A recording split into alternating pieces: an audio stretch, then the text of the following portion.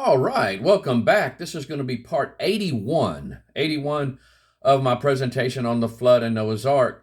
And guys, I was going through some of my slides, and I believe I can finish up with the mammoths on the next video.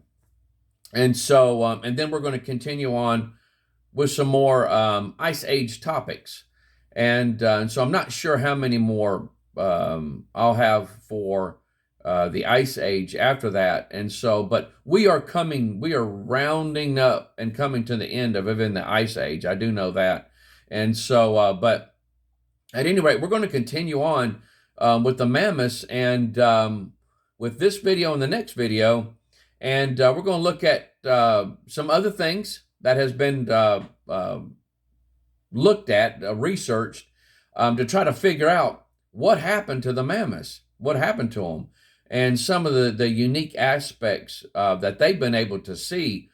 And especially with this video and the next video, they're looking deeper instead of just the physical appearance of the mammoths. Now they're looking into the DNA of them, and looking at the cells and stuff, and try to figure out, were they healthy? Were they non-healthy? And stuff like that, at least in certain areas. But if you'll notice on the screen here, it says at the height of the post-flood ice age, water levels were much lower than today. Across the world, sea level was about 300 feet lower than it is now. During this time, tens of thousands of woolly mammoths ranged across Siberia. It was not nearly as cold then as it is today. This was partly due to warmer ocean temperatures as a result of the flood, and partly due to different atmospheric and oceanic circulation patterns. Northwestern Europe was covered in thick glaciers, but central Siberia was not. These vast, warmish grasslands were home to many species of plants and animals that do not and cannot live there today. As the ice melted back, water levels rose. The Wrangel Peninsula was partly flooded, creating Wrangel Island. A handful of mammoths were stranded there. And that's what we're looking at. That's what we're centering our attention on. And this right here is the map. And again, the red dots are mammoths. The yellow ones are rhinoceroses, woolly rhinoceroses. And now Wrangel Island is right there where that arrow is. It's 85 miles from the Russian mainland. They got a question here. Was it genetics, man, or environment that made the mammoths go extinct? That's the question that's been put forth. 2 mammoths were studied. One dated to be 4,300 years old using long age assumptions from Wrangel Island, and one 45,000 years old from northeastern Siberia. Researchers concluded, after studying both genome sequences, that a population bottleneck contributed to their extinction. When compared with a much older mammoth from northeastern Siberia, there was significantly less genetic diversity on Wrangel Island. A later study, article was from October 8th, 2024, stated that they did not detect any patterns that showed accelerated population decline, such as much higher inbreeding level or dramatic increase in mutation load or mutational meltdown. But what we're going to look at, guys, is the population bottleneck. Now, again, they're studying these animals on Wrangel Island, trying to find out, kind of what happened to them. That's what most of this right here is going to be about. But I want you to notice this population bottleneck. We're going to kind of rabbit trail just a little bit, but it's really interesting, guys, when you start looking into this. And I'm going to introduce you, to a video that I saw a long time ago, back in the year 2000, and I recorded that thing from just regular television. I'm talking VHS tape. And I'm going to introduce you to that, which was quite revealing what they studied about our DNA. But at any rate, going on about this population bottleneck. A population bottleneck is an event that drastically reduces the size of a population. The bottleneck may be caused by various events, such as an environmental disaster, the hunting of a species to point of extinction, or habitat destruction that results in the deaths of organisms. The population bottleneck produces a decrease in the gene pool of the population because many alleles or gene variants that were present in the original population are lost. Due to the event, the remaining population has a very low level of genetic diversity, which means that the population as a whole has few genetic characteristics. Now, going on. Following a population bottleneck, the remaining population faces a higher level of genetic drift, which describes random fluctuations in the presence of alleles in a population. In small populations, infrequently occurring alleles face a greater chance of being lost, which can further decrease the gene pool. Due to the loss of genetic variation, the new population can become genetically distinct from the original population, which has led to the hypothesis that population bottlenecks can lead to the evolution of new species. I want you guys to notice something here. Let's go back and go through this one more time here, and I want you I'm going to try to make sense of some of this, and I'm going to show you kind of how a switch and bait has been done here to try to explain evolution. The population bottleneck produces a decrease in the gene pool of a population because many alleles or gene variants that were present in the original population are lost. Now, that word allele means a different form of the same gene, or basically what you're looking at is a variety. It's a variety, just in plain language. And so you think of a dog. You got the dog kind. Now, all these dogs, these are just varieties of dogs, guys. But most of these dogs, unless there is either a problem with the variety of the dog, usually physical limitations, these dogs can all reproduce.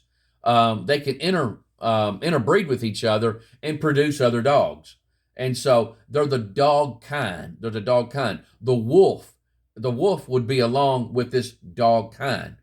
So what did the original dog kind look like when it came off the ark? We don't know. We weren't there. And so, but let's just for simplistic terms, let's just say that the wolf kind looks exactly like the wolves, or the dog kind looks exactly like the wolves we see today. And so who knows? Maybe they were a little bit more bigger, just healthier looking specimens. But then all these other dogs, guys, came from the original two dogs off of Noah's Ark. And so they're all dogs. Now, now going back, I'm going back to what I just read you. Now, I want you to notice something. Due to the loss of genetic variation, the new population can become genetically distinct from the original population, which has led to the hypothesis that population bottlenecks can lead to the evolution of new species. Now, notice what they said there. New species.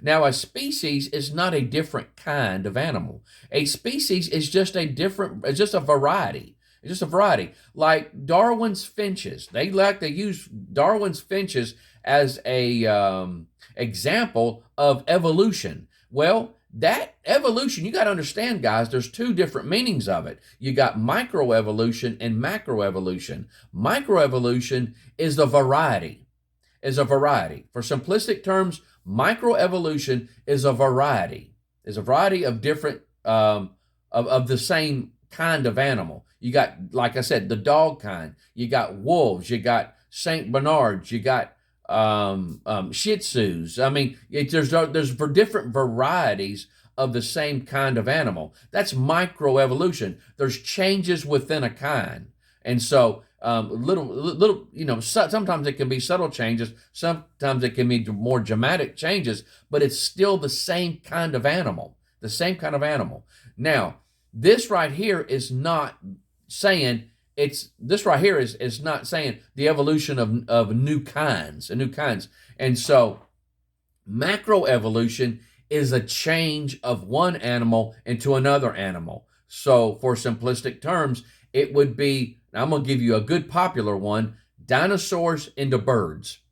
Dinosaurs into birds. They said the birds of today came from the dinosaurs of yesterday. Like chickens. I've actually heard them say that. The chickens that we have today used to be dinosaurs. I know it sounds absolutely ridiculous, but they say given enough time, millions and millions of years, they can change into them. So it's absolutely just ridiculous, guys. It really is. And so, but this right here is what you call a bait and switch. They're talking about microevolution here, but they push the macroevolution, the changes of one kind into another kind. A dog into a cat. A dog into a cat would be macroevolution. That's what evolution pushes, guys. They're trying to tell you that a dog can become a cat if you give it enough time. If given enough millions of years, you can turn that dog into a cat. You can turn a dog into a cat. You can turn a monkey, a chimpanzee, into a human being, is what they're saying. That is how, when you really seriously look at it, I love the way evolutionists, and I had this recently said to me by an evolutionist. They were saying, when they were talking about the existence of God and stuff, it's faith versus reasoning. Faith versus reasoning. So faith would be what I would be on, and reasoning would be what they would be on. The reasoning. Now, let me tell you something. You think about what I just said, a chimpanzee into a human being. Now, think about it. Use some reasoning here. I mean, really, when you really think about it, they really have no clue what they're talking about. They really don't. But they try to use big terminology and to try to say they're wise and intelligent and all. But they think a chimpanzee turned into a human being. It's so funny when you think about it. Now, let's go on with this population bottleneck. This is an example of it. You got mollusk. So now stasis means it's a long time. That first one there, number one, stasis means there's nothing happening. Everything is staying the same. Nothing's changing. And then number two, oops, the water went down and has isolated a population. Now, the larger population has not been isolated, so they move on. But the isolated population has now been separate from the large population. And number three, after rapid change. Now, they're talking about a rapid change in these in this isolated population. And so, because see, there's no variance. A large pool of variance in genetic information, so they can only, it's more of a much smaller variance as far as a DNA, as far as a variety, I guess you could say. So there's not much variety, so you're going to get more, probably a dominant traits are going to start sticking out more. And so now the thing is, you got to realize, what do you have in the beginning? You have mollusk. And what do you have at the end? Mollusk. It's still the same kind of animal, but this right here is what you would consider microevolution, but they use this type of examples to say that this is how a chimpanzee turns into a chimpanzee turns into a human. That's what they stated. Now, this is an evolutionist, Professor Richard Dawkins, British biologist. Let me tell you what, guys, he does not like creationists or Christians. I'll tell you what, he doesn't like them. But this is what he said. This is what he said about things that change. Any mutation in the genetic code would have an instantly catastrophic effect. Not just in one place, but throughout the whole organism. If any word changed its meaning so that it came to specify a different amino acid, just about every protein in the body would instantaneously change. Unlike an ordinary mutation, which might say slightly lengthen a leg, or shorten a wing, or darken an eye, a change in the genetic code would change everything at once all over the body and would spell disaster. This didn't come from a creationist. This came from an evolutionist that said this. Now, let me introduce to you somebody. I'm not really sure what this guy's doing now. It's J. Craig Ventnor. I got this information from 2011. It's old information, but this is who this guy is or was. I haven't done any updating to see where he is now, but he's one of the most famous scientists in the world. He deciphered the human genome, created a synthetic cell which gets its instruction from a synthetic chromosome, a DNA. He ran, at least at one time, 2 companies which employs about 500 people, including some of the top scientists in the world, Synthetic Genomics and the J. Craig Ventnor Institute.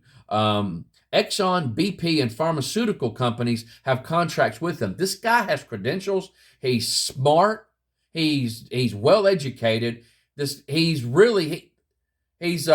some people might even consider him a genius in some ways. And so, but this guy has credentials. He has credentials. And but he made a very interesting statement. Now, what I will say before I show you the statement that he made, he does not believe in God. He does not believe in God. They asked him on this program here, Designing Life. You might be able to watch it on YouTube. I'm sure it's there. But it was an interview by 60 Minutes, and they asked him, do you believe in God? He said no. He said no, he doesn't. And so this man, even though he's wise, he's a fool. But at any rate, this is what he said.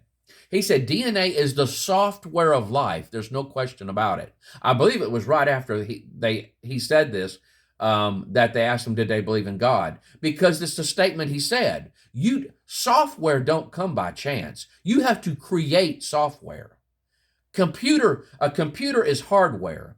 The thing that goes into the computer is software. You just don't turn on the computer and it just happened by chance, happened by accidental circumstances over time that the software just emerges. No, you have to create the software that goes into the computer.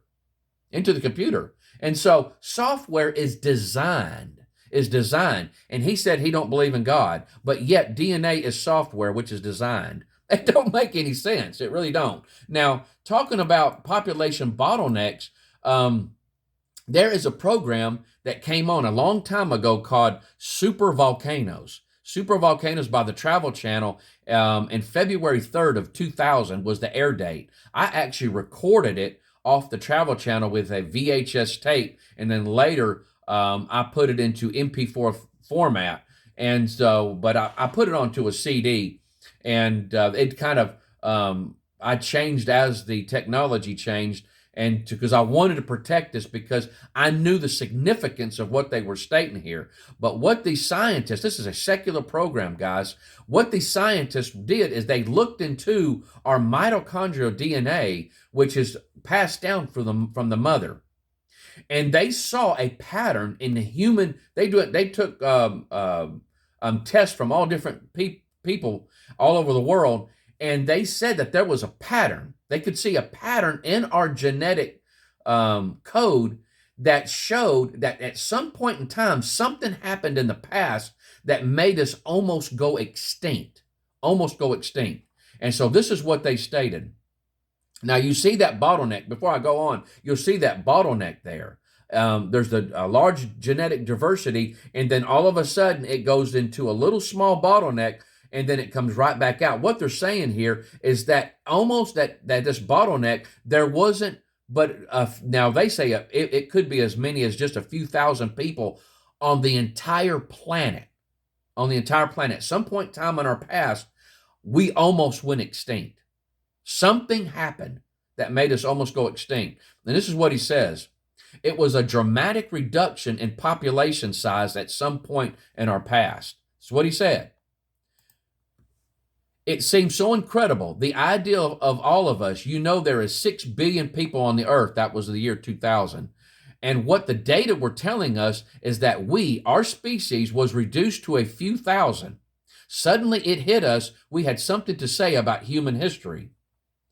And they went on. Our population may have been in such a precarious position that only a few thousand of us may have been alive on the whole face of the earth at one point in time, that we almost went extinct, that some event was so catastrophic as to nearly cause our species to cease to exist completely. Now, in a biblical way, guys, in a biblical timeline, what do you think he's talking about? He's talking about the flood. And it wasn't a few thousand, it was only 8 people that was alive at that time. But this right here, guys, is physical evidence that you can see that something happened in our past, that the world was reduced in size, is what they're saying. You can clearly see this here. And so I just thought it was amazing, and that's the reason why I kept it. Let's see what we got here. You know what? Guys, I think I'm going to stop here. I'm looking at my slides, and I was really hoping to punch in a bit more, but I think I'm going to pick up where I stopped off. We're going to keep on with this with population bottleneck, and we're going to kind of look at some things. But when we come back, I'm probably going to look at maybe 2 more videos. 2 more videos. I think I can finish up the mammoths. But this is incredible information, guys. When you look at stuff that they've been able to research in our genetic code that can point to something that matches this, and they say that this ain't scientific, you got to be kidding me. And J. Craig Ventnor can make such a foolish statement that he does not believe in God, but yet our DNA is like software, which is designed. I mean, come on. Evolutionists say that what we have, we can't reason it. It can't be reasoned. It can't be reasoned. But evolution can. And so, which has so many holes in it. And so there is more science in the Bible than you could ever believe. But guys, we'll pick this up next time. I love you. I hope the Lord blesses you real good. Bye-bye.